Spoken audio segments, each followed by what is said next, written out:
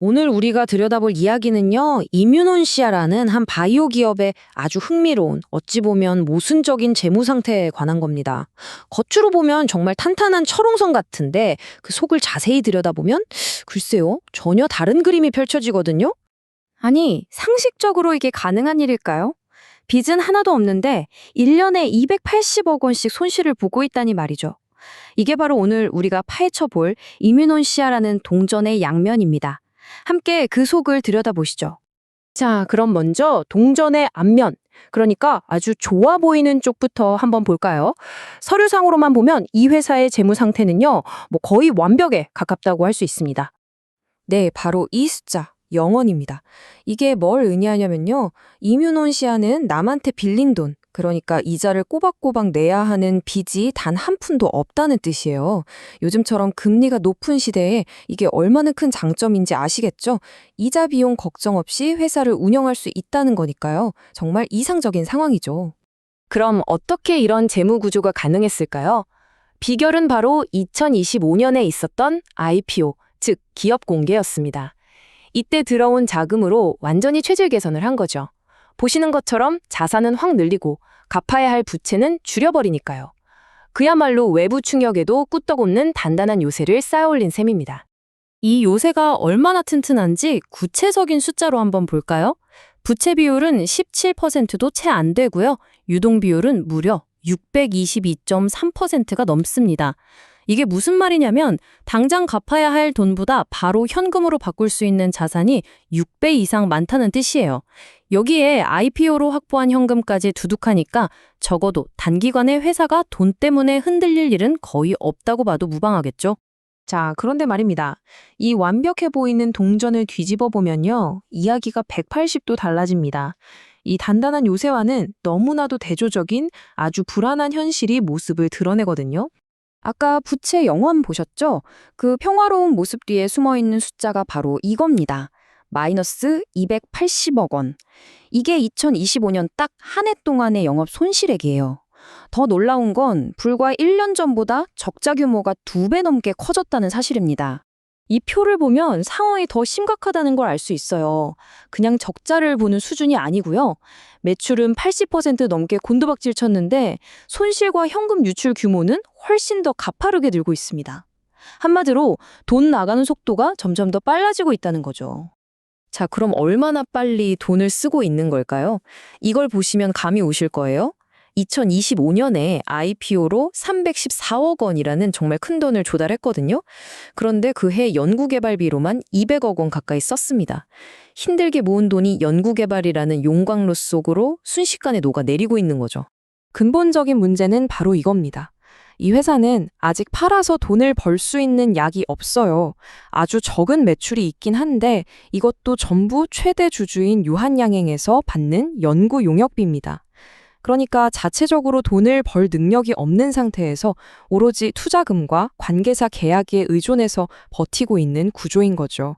이런 아슬아슬한 줄타기가 계속될 순 없겠죠? 결국 선택의 순간이 올 겁니다. 지금부터는 이 회사의 운명을 결정지을 그야말로 결정적인 순간들에 대해 이야기해 보겠습니다. 이야기를 계속하기 전에 우리가 먼저 알아야 할 게 있어요. 바로 임상 단계 바이오 기업이 뭔지 말이죠. 이런 회사들은요, 지금 당장 버는 돈으로 평가받는 게 아니에요. 미래에 대박을 터뜨릴 신약의 가능성, 그 잠재력 하나만 보고 투자가 이루어지는 곳입니다. 그러니까 성공적인 연구 결과에 모든 걸 거는 아주 위험하지만 성공하면 어마어마한 보상이 따르는 그런 베팅인 셈이죠. 이뮤논시아의 이런 이상한 재무 구조가 가능한 이유가 바로 여기에 있습니다. 그럼 이뮤논시아가 이 위험한 베팅에서 이기려면 뭘 해야 할까요? 복잡해 보이지만 결국 이 세 가지 관문을 통과해야 합니다.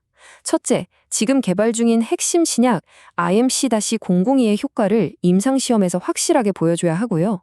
둘째, 그 결과를 가지고 글로벌 대형 제약사와 기술 수출 계약, 즉 빅딜을 따내야 합니다. 그리고 마지막으로 또 다른 신약 IMC-001을 국내에서 먼저 허가받아서 어떻게든 매출을 일으키기 시작해야 하는 거죠. 바로 이 문장이 지금 이뮤논시아가 느끼고 있을 압박감을 그대로 보여줍니다. 파트너링, 즉, 기술 수출 계약이 늦어지면 돈 쓰는 속도는 더 빨라질 거고, 그러면 회사의 존재 자체가 위험해질 수 있다는 거죠. 결국 시간과의 싸움이라는 겁니다. 신약 개발의 가능성이 아무리 높아도 넘어야 할 산은 또 있습니다. 예를 들어 돈이 더 필요해서 대규모 자금 조달을 하게 되면 기존 주주들의 지분 가치가 떨어질 수 있고요.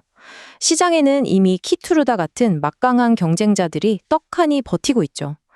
그리고 가장 현실적인 위협은 기술 특례로 상장한 기업이기 때문에 2029년까지 최소 매출 기준을 맞추지 못하면 상장 폐지될 수도 있다는 겁니다. 자, 그럼 이제 투자자 입장에서는 뭘 봐야 할까요? 이 동전이 과연 어느 쪽으로 떨어질지 그 방향을 예측하기 위해 우리가 계속 지켜봐야 할 핵심 신호들을 정리해 보겠습니다. 이면온시아의 미래를 제대로 보려면요, 매일 오르내리는 주가 그래프만 쳐다보고 있으면 안 됩니다. 지금부터 제가 말씀드리는 이 건강 신호들을 꼭 체크하셔야 해요.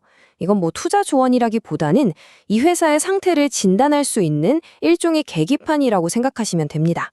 바로 이 네 가지 질문이 이뮤논시아의 건강 상태를 보여주는 대시보드입니다.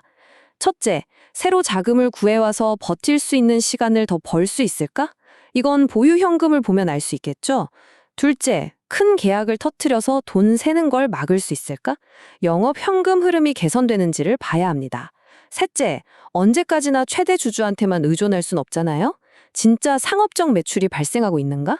그리고 마지막으로 가장 중요한 거죠. 개발 중인 신약에 문제가 생겨서 그 가치가 떨어지는 자산 손상의 징후는 없는가? 이 네 가지를 계속 추적해야 합니다. 결국 처음으로 돌아와서 이 질문에 답해야 합니다. 이뮤노시아는 과연 견고한 요새일까요? 아니면 허울 좋은 외관에 불과할까요? 탄탄한 재무 상태라는 요새와 엄청난 속도로 현금을 태우고 있는 불길. 이 극단적인 두 모습 중에서 과연 어떤 것이 이뮤노시아의 진짜 미래가 될까요? 그 판단은 이제 여러분의 몫입니다.